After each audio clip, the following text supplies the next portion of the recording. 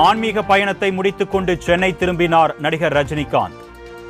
மக்களவைத் தேர்தலில் வெற்றி பெற்ற பிரதமர் மோடிக்கு வாழ்த்து தெரிவிப்பதாக பேட்டி.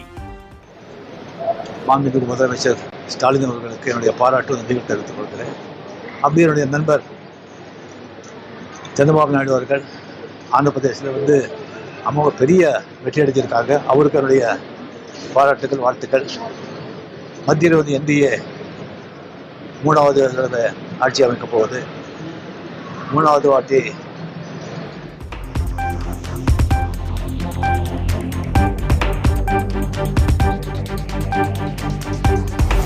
இந்தியா கூட்டணியில் இடம்பெற்றுள்ள உத்தவ் தாக்கரே சிவசேனா ராகுல் காந்தி பிரதமராக ஆதரவு.